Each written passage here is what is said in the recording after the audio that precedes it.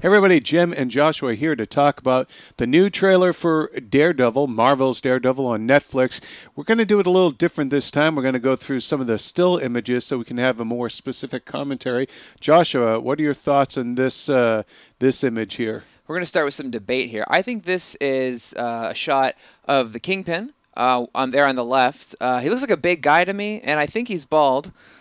I disagree. I don't think he's a big enough guy for the Kingpin, and I think he might have some hair. But if it is Kingpin, he looks much more svelte in that angle than I would have expected. This is a very Kingpin-centric trailer, so that's what I'm going with. And there's like New York City skyline in the background. And his voiceover is going over this part of it, but it could just be, kind of a sleight of hand kind of thing that they're doing. It could be anyone. It could be Bruce Banner. No, it's not. Let's keep going.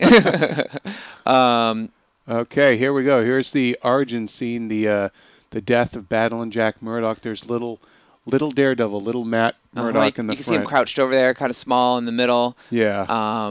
And, like Batman saw his parents die in an alley. Well, this seems to happen a lot, huh? Yeah, sad of the damn alley.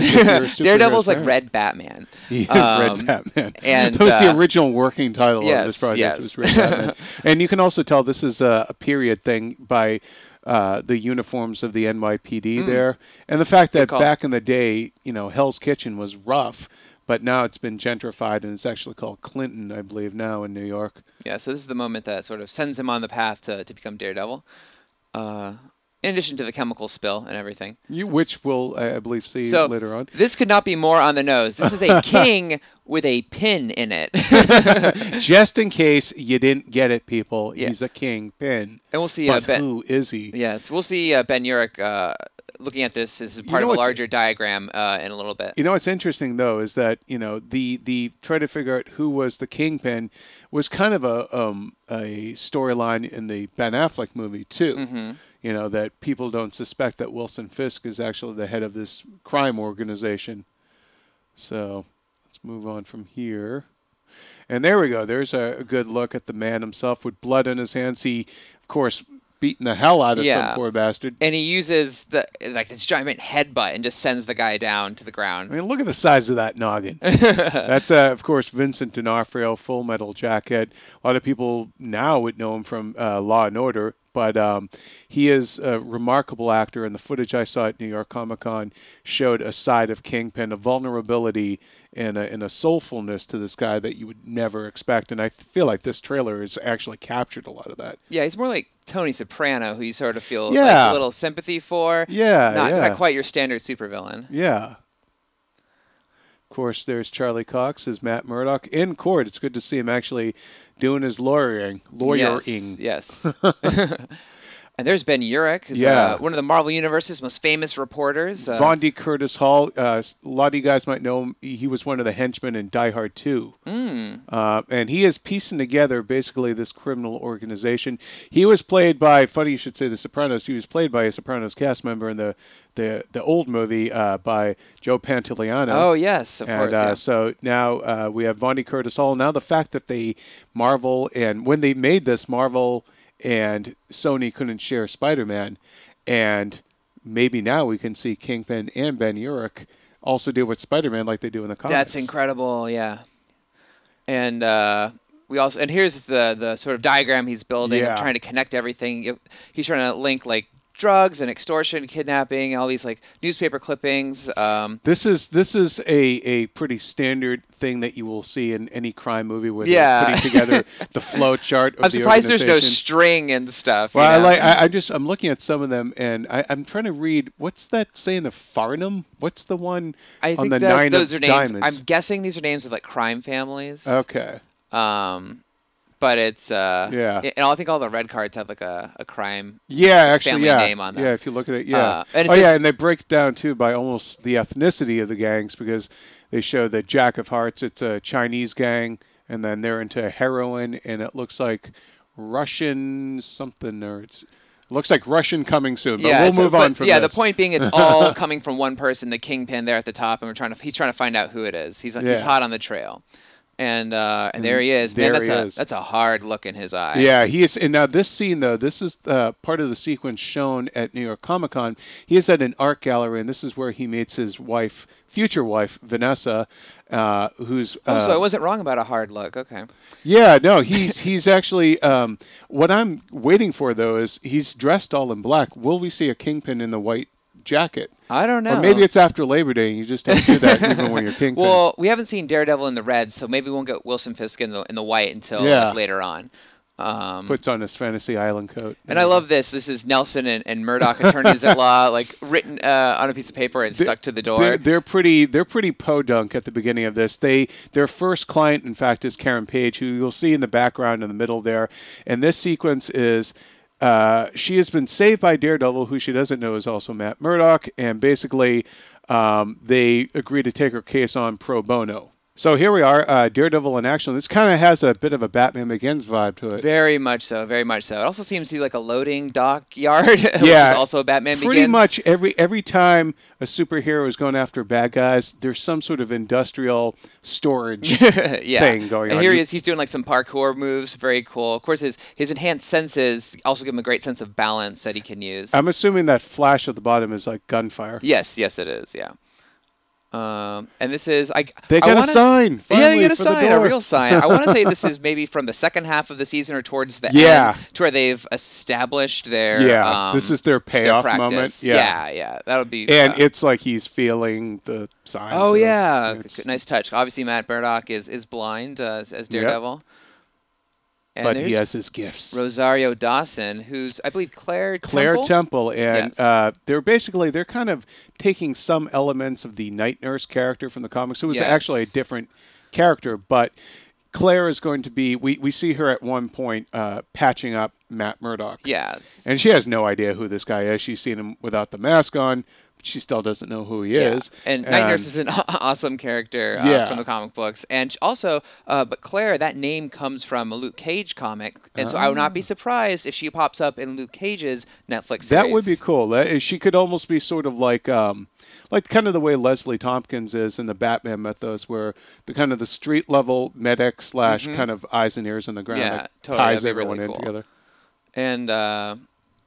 this is Stick, the man who finds young Matt Murdock very troubled after the loss of his father and has those powers, doesn't know what to do with them or how to use them. He trains him and teaches him how to use his powers, learn from his environment, use that radar sense that he has, and to beat up criminals. Scott Glenn is a really badass, cool actor, and but a lot of you guys might remember the Elektra movie. Stick was in that, and he was played by Terrence Stamp. Of course, you know from Superman 2 is General Zod. Yes. So let's see. Let's move on from here. We're going to see coming up next.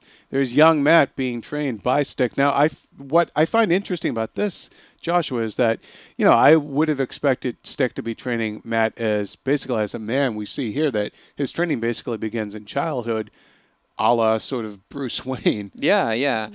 He does find him like when he's younger, and I feel like in the comics he was a little older, but this still works. I feel they can utilize this young actor. If you're gonna get that good at it, it's gonna take years. Yeah, you're not gonna pick a it lifetime up in the of summer. training. Yeah, it's not summer training camp, and you can beat up bad guys. I love that it's the two sticks because Daredevil's signature weapon is that billy club that Have we seen him even use that yet? No, but it can split into two pieces. One's like a club and one's sort of like a hook, but this is very much evoking that.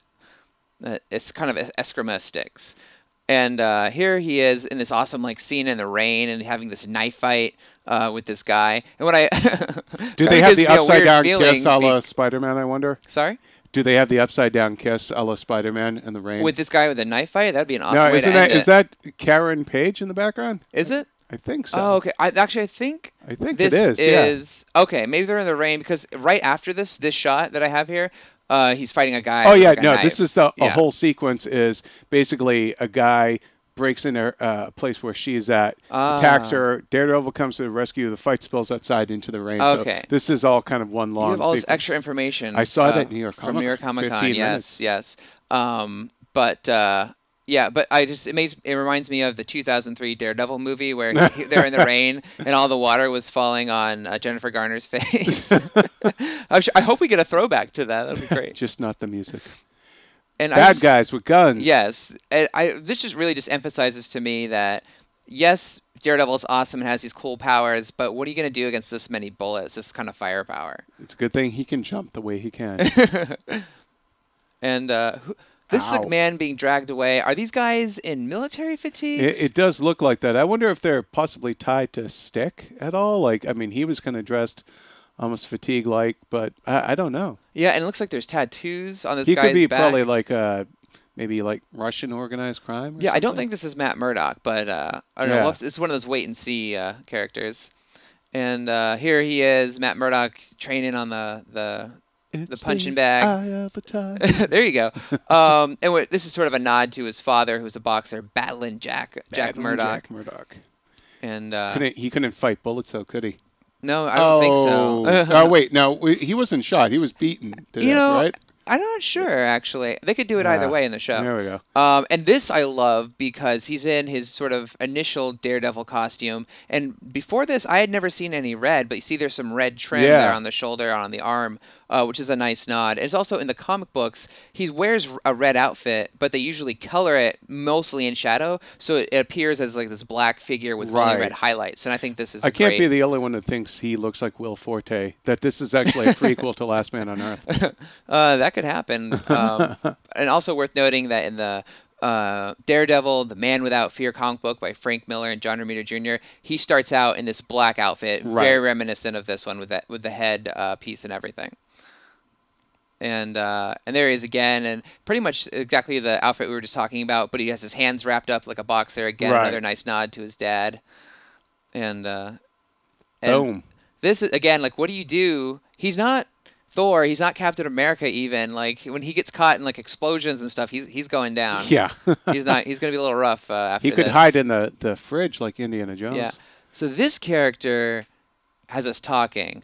Who do we think this red ninja is that's fighting Daredevil? You know what? I bet you that it's not as important a character as we might think it is. Really? It could be cool if it turned out it was like Elektra or something, but I doubt it. I have a feeling that he basically, that's where the Daredevil costume comes from. What if it's just something as simple as, his other outfit gets tarnished and he just simply takes a red thing and a red outfit from one of these guys. Like he gets inspired by this one? Because how is he going to know it's red otherwise? Good point. And then is that on his hip? Is that the holster for his nightstick, I'm assuming? I think so. I think that's what that is. I think it's kind of interesting, too, that it's not a one-piece thing. You can see, like, his back popping out there. Yeah. It's, he's not wearing, like, a leotard. Yeah. And, I mean, there's a lot of red ninjas. You said Elektra. It could be a hand ninja. Maybe they're introducing the hand. There's also a new character created by Mark Waid in the Daredevil comics called, and Chris Samney, called Ikari, I think is how you say it. Okay. And he is a very Daredevil-inspired character who can pretty much go toe-to-toe with him. Ooh, okay. And he also kind of has that sort of yellow and red and stuff. So that would be another option. But definitely interested to see who this guy is. And then, very much like Batman and a lot of superheroes these days is that they clash with the police, even though they're trying to do their own kind of good. It looks like they're trying to unmask him there, too. Maybe. Yeah. Or maybe it's just trying to grab his head, but, clearly he doesn't want his identity getting out there to the cops. Naturally, yeah. And I wonder, though, do you think these cops are they dirty cops that are trying to, maybe they're not there necessarily to arrest him either. Like on the payroll of the Kingpin, possibly? And the next shot after this, if you play the whole sequence when you watch the trailer, he escapes custody, we'll say. And then this looks rough. It looks like Matt and Karen Page there, who's a big love interest of his in the comics, are on like some sort of date, and a bomb goes off. Yeah. I believe this is when you see that explosion from earlier. Unless there's more bombs than you can throw. I would imagine, the Kingpin could probably do a lot if someone. This is not going to get a good Zagat rating after this. I'm pretty sure. A good what rating? Zagat rating. What's a Zagat rating? Oh, never mind. Restaurant guides. Okay. You know what I kind of like though about this is that Matt Murdock isn't like super ripped. He's not built like Thor. You know? But he has had the crap beat out of him. Yeah. And this is probably after Night Nurse has sewed him up a bit, Rosario Dawson's Yeah, character. I mean, look at the stitches all the way up onto his hairline, yeah, and on his chest, everything. If this is after Night Nurse patched him up, then you could probably guess that she knows who he is, because there's his mask there on the left on the floor. Well, in the scene I saw, he gives her a fake name, which was happened to be the same name as a ex-boyfriend of hers. So she's like, oh, you just like to keep secrets, just like him, kind of thing. So yeah, but I bet by a few episodes in she'll figure out. For sure. And we also have, this is another like origin scene. You know, it's a chemical spill that young Matt Murdock gets like splashed in his eyes, and we'll see that right here. And it's that blinds him and gives him the super senses. He can't see, but he has super hearing, super smell, taste. I'm always surprised why Matt Murdock never ended up with like facial scars. If it's enough to rob you of your sight, wouldn't it have burned your skin something fierce too? I would imagine. Doesn't he have kind of scars? Charlie Cox, when we see like promo images, is that scars from him getting beaten up or scars from childhood? That's, you know what, we'll find out when we watch this on Netflix. And there's Battling Jack. And he's played by an actor named John Patrick Hayden. Yeah, and he, was like Matt Murdock, like idolized him but then he's a widower, as a champion boxer, and then he was supposed to throw a fight, and he had too much pride, he wouldn't do it, and so he got killed, and that left Matt without a father. And a nice touch though with the red and the gold. Oh, the two colors that were the different colors that Daredevil has had. His initial suit obviously was great kind of yellow, black, and a little red, and then very cool. Yeah. And this is the right-hand man of Wilson Fisk. Yeah, this is Wesley, and he is played by Toby Leonard Moore, who was in John Wick. He was one of the goons in John Wick. And we see, too, in the trailer and in some of the footage, he is the guy that's going toe-to-toe with Daredevil in the alleyway and at Karen Page's home. So when they're fighting in the rain, that's the guy he's fighting. So, really? Yeah, not only can he rock a suit and tie, he can also wear black clothing and kick the hell out of you. Dang, he's a pretty good goon. And here, of course, he's making the joke like, I'm pretty sure he's chastising his men for, you got beat up by Daredevil. He doesn't have a magic hammer or an iron suit. Yeah. And then, of course, the last image we see of Daredevil is he doesn't need a magic hammer. He's got these sticks. Yeah, perfect that's pretty for badass. Your thug bashing needs. Yeah. I mean, again, this is a street level Marvel universe. And, I can't wait to see it. So Daredevil coming to Netflix. And for all things Daredevil, keep it here on IGN.